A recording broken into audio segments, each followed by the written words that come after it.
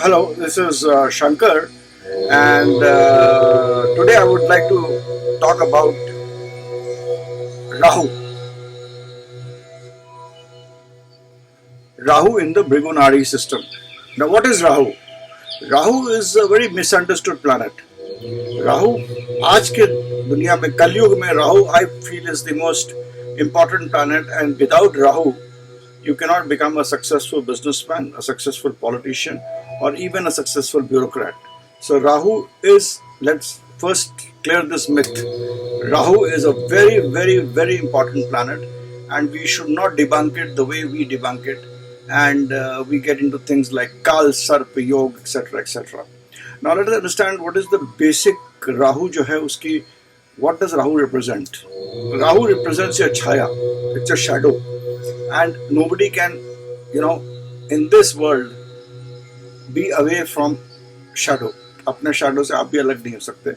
So Rahu that way is a shadowy planet, and I'm not getting into the aspect of Rahu. Neither I'm getting into the mythological story of Rahu. जो story है राहु केतु की कि किस तरह विष्णु जी ने मतलब बैठ गए थे राक्षसों के साथ और उनको चक्र से काटा था तो आधा राहु आधा केतु बन गया.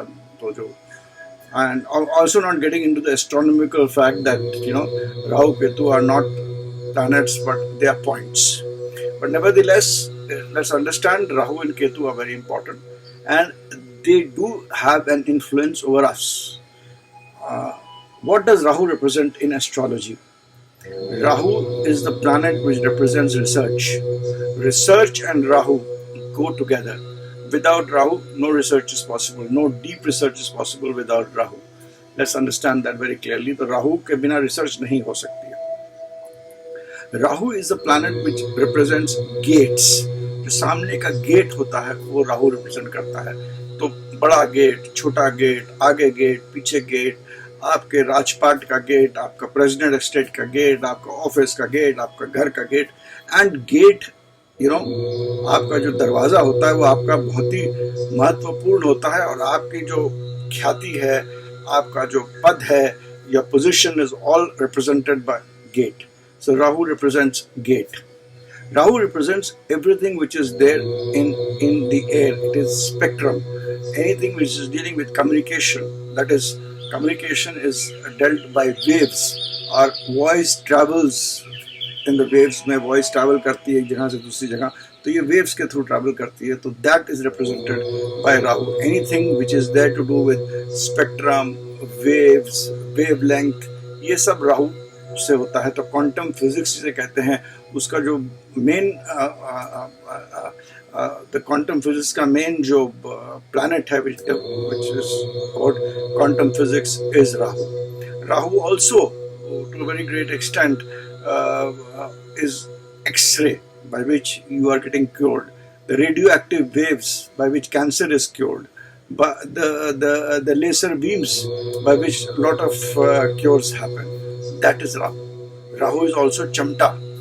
Chamta means Rahu पहले जो आपका जो फॉर्सेप होता है, that is represented by Rahu.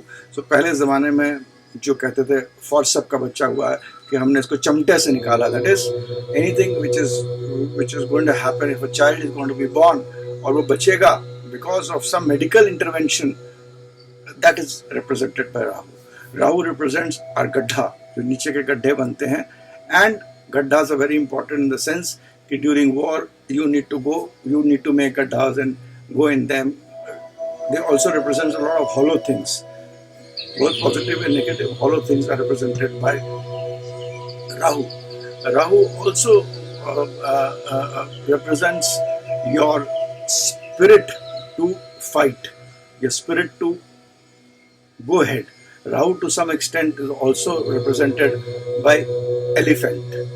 Elephant is represented by Rahu, and it is an elephant is what, which is it is like honor, it is pride, which is there.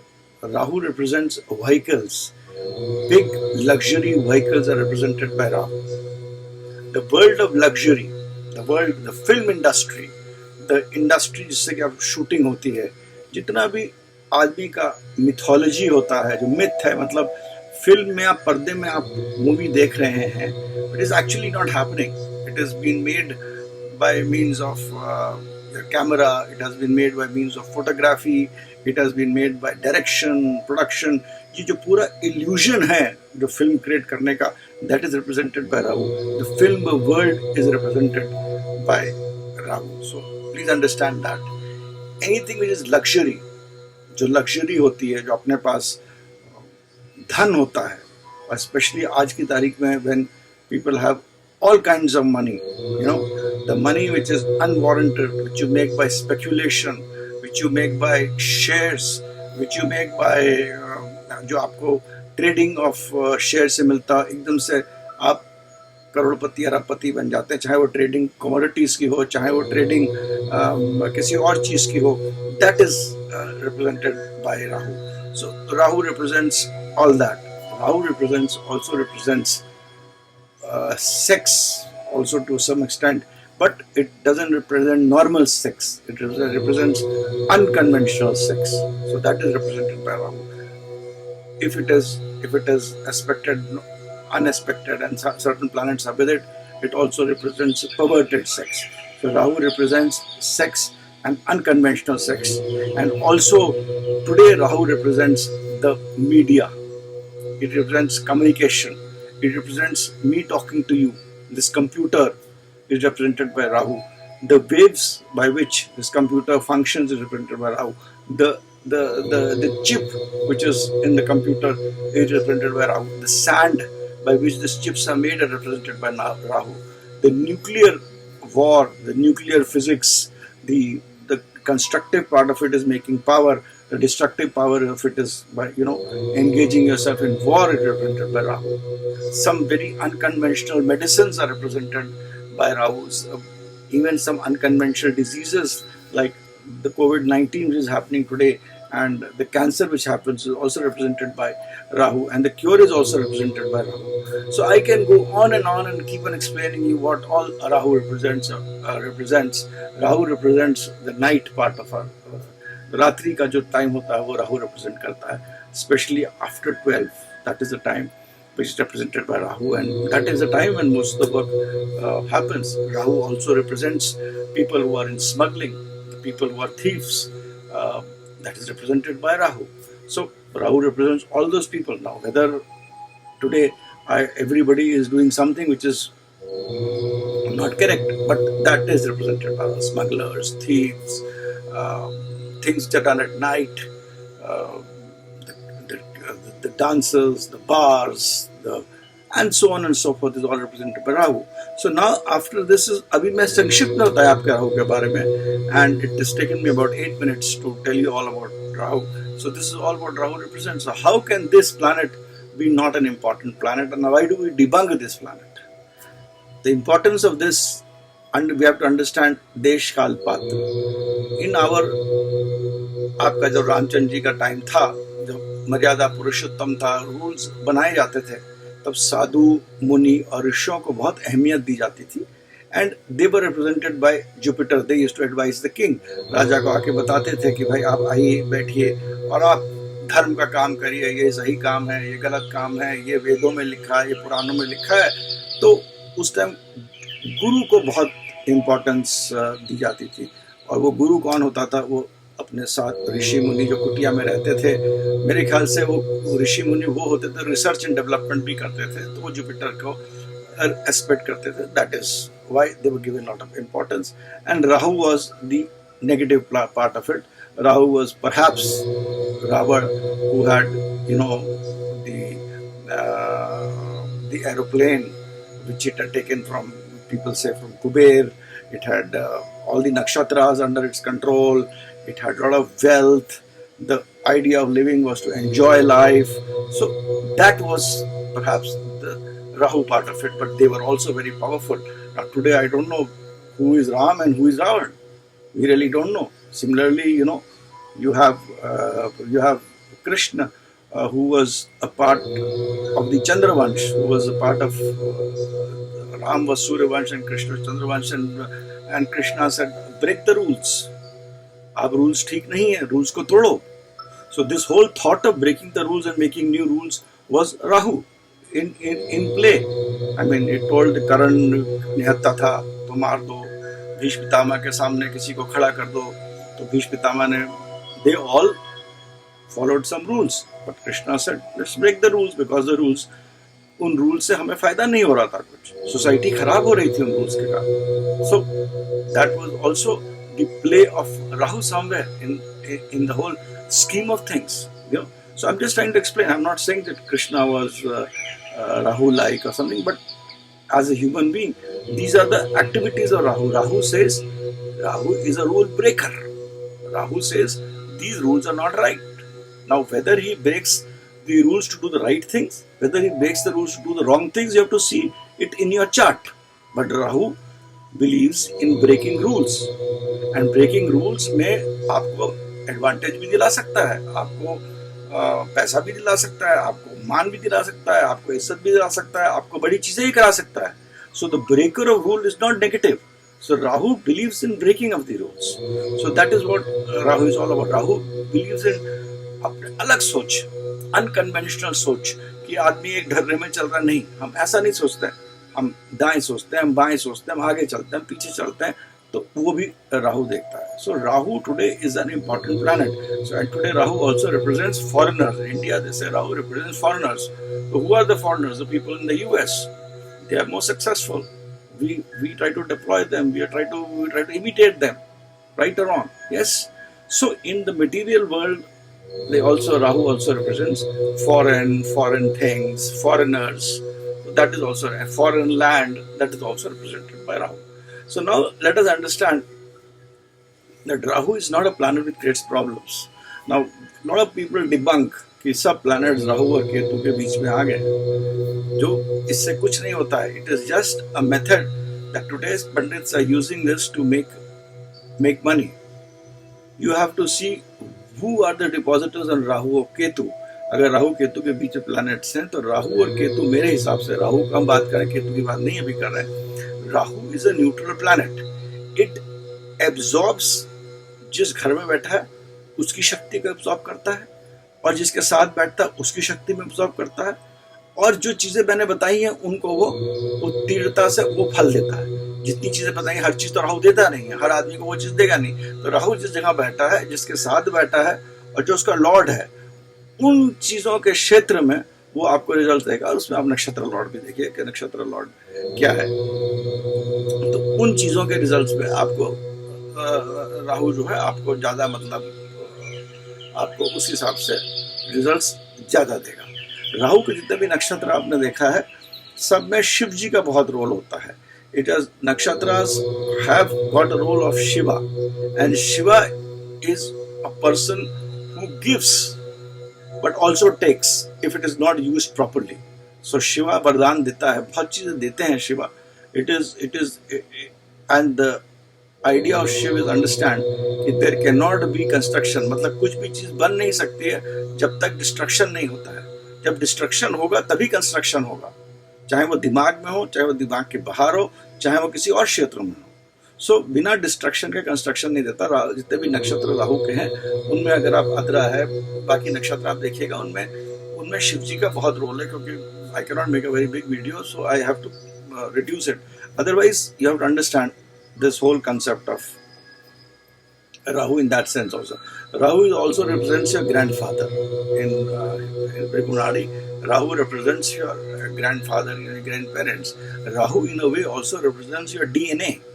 It is represents your DNA कि आपका lineage क्या है, lineage क्या है, आपकी DNA क्या है, जो आपके जो नीचे बाहर है अपने grandfather, उसको represent राहु करता है. तो नाउ लेट अस अंडरस्टैंड कि किस राहु का मैं हर एरीज, टॉरस, जेमिनी में नहीं बता सकता, बट हाँ, राहु जो है वो मेरे हिसाब से बुध के घरों में, और मेरे अपनी गणना से, मेरे एक्सपीरियंस के हिसाब से, मिथुन के घर में राहु बहुत स्ट्रांग होता है. क्योंकि वो बुध जो है वो भी राहु जैसे ही है.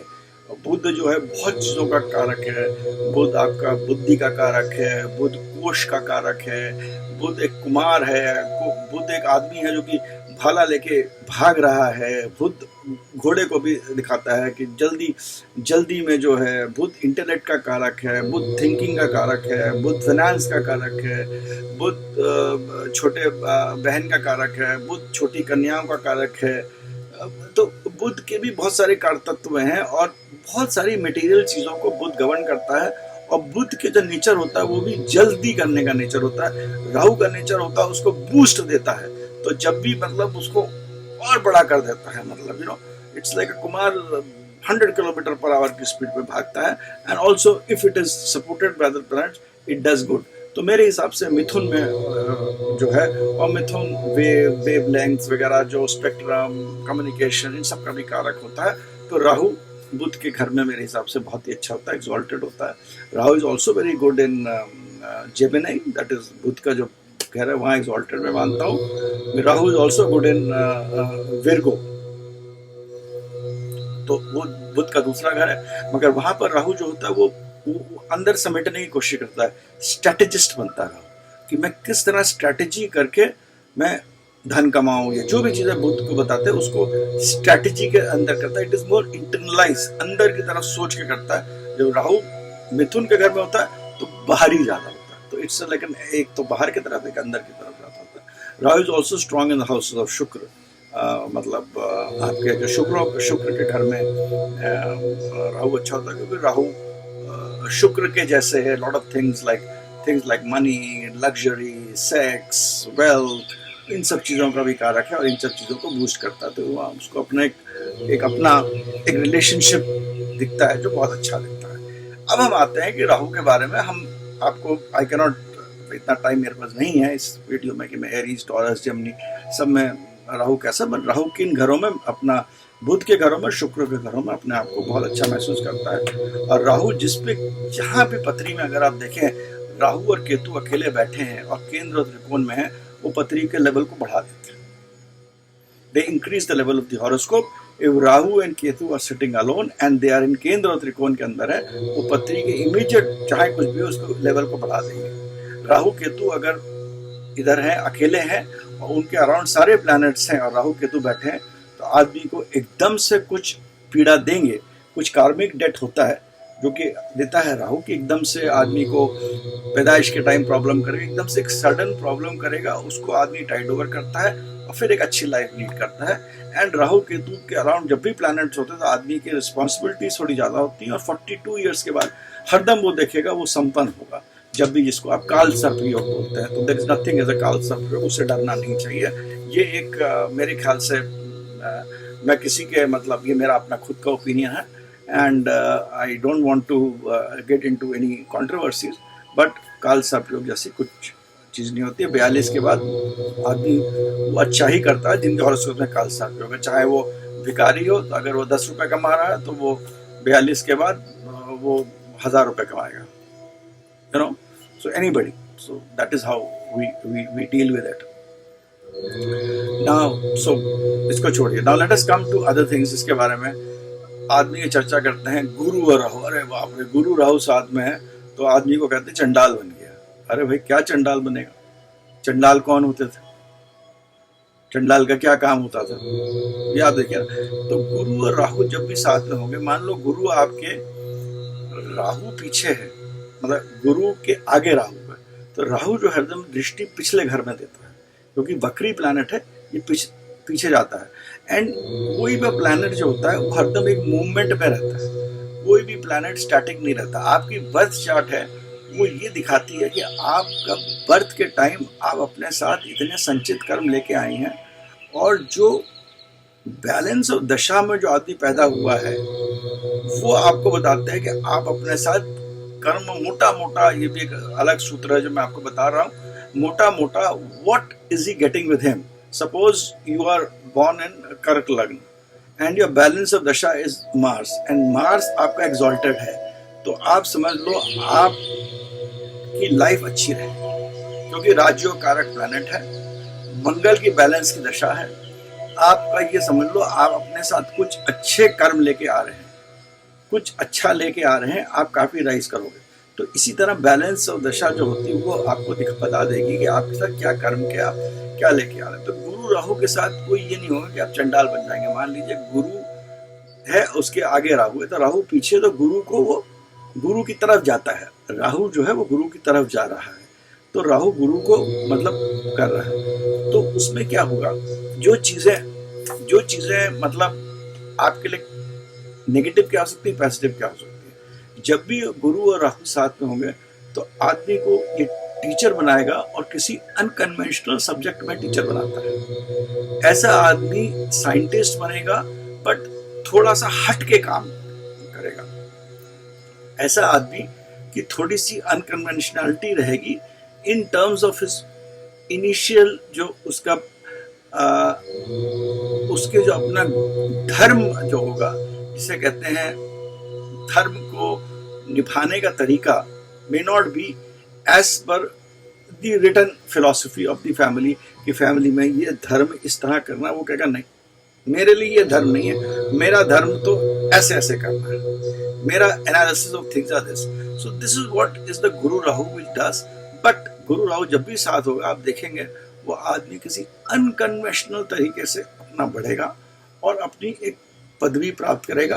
अगर गुरु भी वेल प्लेस्ड है और राहु भी वेल प्लेस्ड होकर उसकी तरफ देख रहा है। और गुरु के आप देखिए, अगर गुरु के पीछे सूर्य है, मतलब जैसे कि मान लीजिए सूर्य है, उसके बाद गुरु है, उसके बाद राहु है, ठीक है, तो आप समझ लीजिए वो आदमी बहुत बड़ा पॉलिटिशियन बनेगा। He will be either in politics और he will be a government servant, क्योंकि उस गुरु को सूर्य की भी शक्ति मिल रही है और इस तरफ से राहु का भी एक अनकन्वेंशनलिटी मिल रही है। हाँ, अगर गुरु के पीछे आप मान लीजिए आपका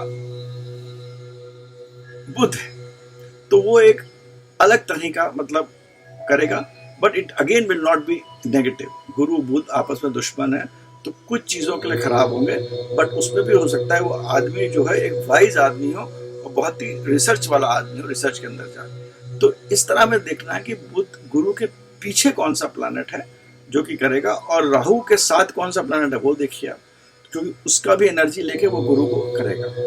अब ये होता है कि गुरु राहु खराब किस चीज के लिए होता है। गुरु राहु आपका इसके लिए खराब होगा कि आपके जो एक जो धर्म या आपके पिता के तरफ आपका जो कर्म होता है, that you may not do, that could be a negative part of it. If it is very afflicted then आप हो सकता है कि आपका जो शुरू का जो जीवन होगा वो अच्छा नहीं होगा। गुरु राहु के साथ होने में ये भी हो सकता है कि आपका जो रिलीजन की तरफ आपका जो अप्रोच होगा वो आपका अलग तरीके का। तो these are the things which are negative. So again इसमें क्या होता है, जो चीजें आपको लाइव होती है उनके लिए ये नहीं अच्छा होगा। जो चीजें हमें लाइव होती है, गुरु टीचर का कारक होता है, गुरु आपके धर्म का कारक होता है, गुरु आपका कुछ हद तक एक स्वभाव का कारक होता है, विजडम, जो विजडम होनी चाहिए, जो कन्वेंशनल विजडम होगी उसका कारक होता है, तो वो विजडम अनकन्वेंशनल हो जाएगी। तो it gives an unconventionality to the person. तो इससे आपका गुरु राहु आपको इस तरह एक्सपेक्ट करेगा और गुरु के पीछे कौन से प्लैनेट है उसको भी देखना जरूरी है। Let us come to a very important thing, Mangal Rahu. लोग कहते हैं मंगल राहु बैठ गया बहुत प्रॉब्लम हो जाएगा। मंगल राहु बैठने में, मंगल हमारे हिसाब से भृगुनाड़ी के हिसाब से हस्बैंड का कारक होता है।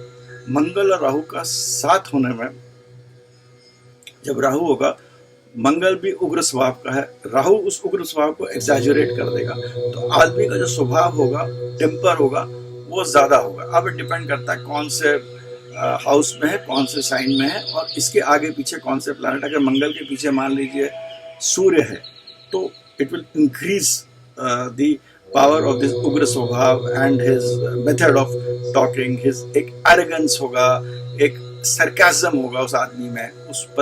अगर औरत की हॉरोस्कोप है तो पति में, या एक आदमी की किसी की भी, तो एरोगेंस देगा, एक सरकाज़म देगा, एक सूर्य पीछे अननेसेसरली एक ईगो दे देगा, एक kind of those kind of things. चंद्रमा पीछे होगा तो एकदम से शॉर्ट टेम्पर्ड होगा, मूवमेंट में क्विक होगा, एक्शंस में क्विक होगा। It could be negative, it could be positive. Rahu साथ में है तो अगर गलत है मंगल और चंद्रमा भी पीछे है तो he could be a kind of कि आदमी गुस्से में आकर गोली भी चला सकता है, एकदम गुस्से में आकर कुछ भी कर सकता है। डिपेंड्स कितना मेलेफिक है। तो that is what it is in terms of the nature of a person which Rahu can do. So it could be it could be either of these things. But when Mangal and Rahu are together and पीछे इसके मंगल के ही अपने कुछ अच्छे planets बैठे हैं, जैसे Jupiter बैठा हुआ है, सूर्य बैठा हुआ है, या मंगल का दोस्त चंद्रमा बैठा हुआ है, बुध नहीं, तो क्योंकि मंगल का वो नहीं है, बुध बैठ जाएगा तो it will be not a very good thing for education. But ऐसा कोई प्लान बैठा हुआ है तो मंगल और राहु जब भी साथ में होंगे तो आदमी को कंप्यूटर्स में करेगा, कम्युनिकेशन में करेगा, आपको इंजीनियरिंग के लाइन में जाने की आप कोशिश करेंगे, you will get into machinery, you will be working in a factory person, इस सब चीज़ों में रुचि बढ़ेगी। And if it is expected well it can give very good results, क्योंकि राहु बढ़ाता है। दूसरी चीज, अब शनि और राहु, एक बार और याद रखिएगा, मंगल और राहु रिप्रेजेंट्स बिग मशीनरी, जो लोग बड़े बड़े मशीनों में काम करते हैं, न्यूक्लियर प्लांट्स में काम करते हैं, क्योंकि राहु जो होता है वो मुंह का कारक होता है, मुंह होता है, और मंगल जो होता है वो मशीनों का कारक होता है। तो आपने देखा होगा बड़े बड़े जो मशीन, प्रोक्लेन मशीन होते हैं, पूरे मट्टियों को उठाते हैं या बड़े बड़े स्लैब्स को उठाते हैं और रखते हैं, वो सब मंगल राहु कराता है। तो अगर मंगल राहु वेल प्लेस्ड है तो आप इन चीज़ों को बनाने में, इन चीज़ों को प्रोडक्शन में, इन चीज़ों के मालिक भी बन सकते हैं। और अगर मंगल राहु वेल प्लेस्ड नहीं है तो आप हो सकता है क्रेन ड्राइवर बने, उसको उठाएं, मशीनरीज को, स्लैब्स को, तो यू हैव टू सी किस तरह। बट मंगल राहु ये चीज़ों को डिपेंड करता है, तो इसको कंडेम मत करिए। मंगल राहु छोटे भाई का होता है, तो इस छोटे भाई के लिए again it is a life thing, जो चीज़ आपकी दिखती है जिंदा है छोटे भाई, तो छोटे भाई के लिए बहुत अच्छा नहीं होगा। हस्बैंड का होगा तो हस्बैंड को थोड़ा सा टेम्परमेंटली, एज आई हैव एक्सप्लेन्ड, वो प्रॉब्लम देगा। शनि राहु अगर साथ में हो, मान लीजिए, और अगर एक बात याद रखिए, अगर आपका मंगल रेट्रोगेट है और राहु उसके आगे है, then the result will not be much, क्योंकि मंगल भी पीछे जा रहा है, राहु भी पीछे जा रहा है, तो Mangal and Rahu are not meeting each other. तो इसमें हमें ये देखना चाहिए प्लैनेट्स एक दूसरे से मिल रहे हैं कि नहीं मिल रहे हैं। अगर प्लैनेट्स एक दूसरे से मिलते हैं तो उनका इम्पैक्ट ज़्यादा होता है। तो हमारे भृगुनाड़ी सिस्टम में 2nd, 12th, 5th, 9th, 7th, 11th इनको देखना पड़ता है, उनके अलग अलग परसेंटेज होते हैं। 2nd और 12th बड़ा इंपॉर्टेंट होता है, 70 to 80% इम्पैक्ट देता है। सामने वाला प्लैनेट अबाउट 90% देता है, 11th 25-30% देता है। इस तरह हमको वो देखना पड़ेगा। तो that is way it has to be seen, कि अगर मंगल भी रेट्रोगेट, राहु भी रेट्रोगेट, तो मंगल भी पीछे जा रहा है, राहु भी पीछे जा रहा है, तो राहु का इम्पैक्ट मंगल पे ज़्यादा नहीं है। इस तरह अगर गुरु भी रेट्रोगेट है और राहु है, राहु तो रेट्रोगेट हरदम ही होता है, तो जब गुरु भी रेट्रोगेट है और राहु उसके आगे है, तो Guru actually, Rahu is going towards Guru, but Rahu is not unable to meet Guru, Rahu गुरु से मिल नहीं पाता, तो कोई ज़्यादा इम्पैक्ट नहीं करेगा। One has to keep that in mind also. अब इसमें इतनी सारी चीज़ें सब तो बता नहीं सकता, but I am giving you some tips. इसी तरह आप शनि राहु जब भी होगा तो आदमी को बड़ा सोचने का पड़ेगा। शनि जो है वो कारक है आपके प्रोफेशन का, और प्रोफेशन से गेन का। Shani is a very neutral planet. Shani को लोग समझते रहते हैं बहुत, इट्स एन हॉलो थिंग। आपने अंदर दिया और उसने आपको इन लिया और आउट करा, तो इट डिपेंड्स, जो आपने जैसा आपने डाला है उसी हिसाब से आपका निकलेगा। And people say you will reap as you sow in English, so that's what it is. So that is what will happen in terms of Shani. Shani और राहु जब साथ होते हैं तो आदमी को बहुत बड़ा सोचने की शक्ति देते हैं, और हर चीज को they think big. Rahu is a fearless planet, Rahu को डर नहीं लगता है। तो जब भी शनि राहु, तो आदमी को कर्म में डर नहीं लगेगा। अब शनि किससे एक्सपेक्टेड है वहाँ बहुत जरूरी है। अगर शनि के पीछे जुपिटर भी है और या शनि जुपिटर के साथ, आदमी कर्म और धर्म में बहुत अच्छा करने की कोशिश करेगा। Be sure on that. तो it will do well in its karmas. धर्म कर्म योग बनता है, उसका राहु है, तो he could do things which are very very good. So this is how you have to see कि भाई शनि के साथ कौन है। शनि के साथ मंगल है। मान लो मंगल भी अपने नीच की तरफ जा रहा है और शनि भी वेल प्लेस्ड नहीं है, तो आदमी को चोर बना सकता है, आदमी धोखेबाज बन सकता है, आदमी जगलर बन सकता है, right. So these are things which you have to see in that. Shani जो है वो हमारे यहाँ भृगुनाड़ी में बड़े फादर के बड़े भाई का कारक है, तो उनके लिए प्रॉब्लम कर सकता है, right. It can create problem for that person. अपने ताऊ के लिए, बेटे के ताऊ के लिए अच्छा नहीं हो सकता है Shani Rahu. So again, non life चीजों के लिए अच्छा, पर लाइफ चीजों के लिए नहीं अच्छा। सिमिलरली हमने मंगल की बात कर ली, सूर्य राहु मैंने बहुत जगह देखा है, और सूर्य मैंने देखा है बहुत बार नीच का होता है, तो नीच का शुक्र के घर में होता है। कोई प्लैनेट नीच और ऊंच तो कुछ होता नहीं है, सूर्य शुक्र के घर में होता है, तो थोड़ा उसको मतलब नीच बोलते हैं। बट जब भी राहु के साथ होगा, और अगर मान लीजिए 10वें घर में, it always will give you a greater fillip. एक आदमी को एकदम से ऊंचाई में पहुंचा देता है, but it will not B आपके फादर के लिए अच्छा नहीं होगा। लाइफ थिंग होगी उसमें फादर के लिए अच्छा नहीं होगा। सूर्य बच्चों का कारक भी होता है भृगुनाड़ी सिस्टम में, तो बच्चों के लिए इतना अच्छा नहीं होगा, तो it will not be good for the children. So these are the things which it may not be good for, but it may be good for you to make a politics. It may be good for you to be in service matters. You could rise high. Lot of things it could give. चंद्रमा जब राहु के साथ होता है तो आदमी को बहुत अच्छा डॉक्टर बना सकता है, मर्चेंट नेवी में ले जा सकता है, आपको ऊपर का मतलब प्लेन में जो चलते हैं लोग, पायलट वगैरह, उसमें करा सकता है। A deeper study of chemicals, petrochemicals, इन सब चीज़ों में आपको ज्ञान ज़्यादा दे सकता है। मूवमेंट का जितनी चीज़ें होती हैं बहुत ज़्यादा, मगर माँ के लिए अच्छा नहीं होगा। इसमें हरदम ये देखना पड़ेगा कि राहु किस प्लैनेट से मिल रहा है, चंद्रमा से मिल रहा है, और चंद्रमा के पीछे कौन सा प्लैनेट है, उसके पीछे कौन सा प्लैनेट है, राहु के पीछे कौन सा प्लैनेट है। अगर वो दोस्त प्लैनेट बैठे हैं तो वो उनको स्ट्रेंथ देते हैं, राहु बूस्ट देता है, उतना ही आपका अच्छा होगा। बुध और राहु आपको बता ही दिया मैंने, सूर्य बता दिया, चंद्रमा बता दिया है, मंगल बता दिया है, तो मोर और less most of the planets, Shani बता दिया, तो I have covered. So this is how you have to understand Rahu. Rahu is a planet which gives, and the last and the most important thing is Rahu और केतु के depositors. देखिए, अगर राहु और केतु के depositor exchange में है, आदमी को अरबपति, करोड़पति, खरबपति बनाते हैं। अगर वो केंद्र त्रिकोण का एक्सचेंज है, बहुत बढ़िया एक्सचेंज है। मान लीजिए आपका मान लीजिए लिब्रा लग्न है, तो आपका और वहाँ राहु बैठा है और केतु बैठा हुआ एरीज में, ठीक है, और तो आपका राहु का डिपॉजिटर शुक्र हो गया और केतु का डिपॉजिटर मंगल हो गया, और आपका शुक्र और मंगल का एक्सचेंज हो गया, 7th और 8th का एक्सचेंज हो गया। तो आदमी को बिजनेस में जो 8th हाउस की जो चीज़ें होती हैं, उसमें आदमी को बहुत तरक्की दे सकता है, रिसर्च में भी दे सकता है, प्रोफेसर भी बना सकता है, धरती के नीचे की चीज़ों में करोड़पति बना सकता है, बहुत कुछ दे सकता है। तो शुक्र मंगल का एक्सचेंज हो गया, तो it is basically exchange of Rahu and Ketu. तो राहु केतु के डिपॉजिटर्स अगर साथ बैठे हैं, और अगर जितनी स्ट्रेंथ है उतना अच्छा, उनका लॉर्ड भी देखिए कैसे बैठा हुआ है। अगर राहु केतु के डिपॉजिटर मान लीजिए बन के एक जगह बैठे हैं, उनका जो लॉर्ड है वो उसके साथ बैठ गया तो और भी अच्छा है, उससे 12वां बैठ गया तो कम होगा, उससे 5वां बैठ गया तो बहुत ही अच्छा है। तो वो भी देखिए कौन से घर में बैठे हुए हैं। अगर मान लीजिए राहु केतु के डिपॉजिट आपस में 6ठे 12वें में बैठे हैं, तो भाई it could be a problem also. I mean, but the problem के पहले आदमी राइज जरूर करेगा। 2nd और 8th में बैठ गए, उसके पहले एक आदमी पीक पे पहुंचता है और फिर डाउनफॉल होगा, अगर वो नेगेटिव भी है।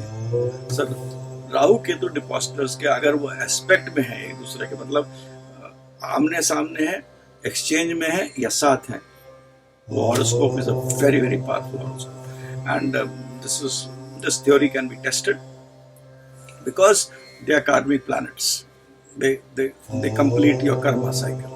So this I can go on Rahu and Ketu. I've told you in this thing about Rahu.